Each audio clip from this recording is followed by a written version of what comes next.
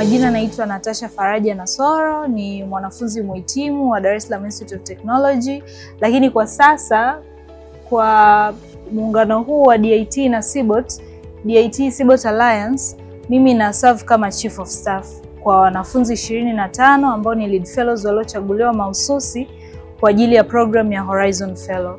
Program ya Horizon Fellow ni program ambayo DIT pamoja na CBOT wamekuja kutekeleza 2024-2034 Digital Transformation Strategy pamoja na 2050 Vision ya Tanzania, ambayo inahusisha masuala ya artificial intelligence, cloud computing katika kuboresha huduma katika taasisi binafsi lakini na taasisi za umma.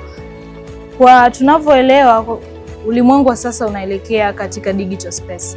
Tunahitaji kuwa na wataalamu wazawa ambao wanaelewa vizuri kuhusiana na hizi digital spaces na masuala ya cyber security. Tunalinda vipi hii mifumo ambayo tunaiweka online?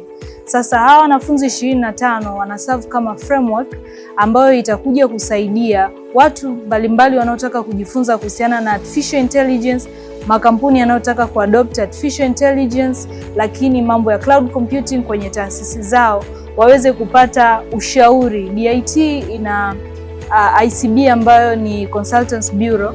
Hawa wanafunzi pia wanapewa mafunzo ya namna ya kutoa ushauri wa kitaalamu ili waweze kuwapatia fursa watu wa taasisi tofauti tofauti kuelewa kwa undani ni nini wanapaswa kufanya na wafanye kwa namna gani.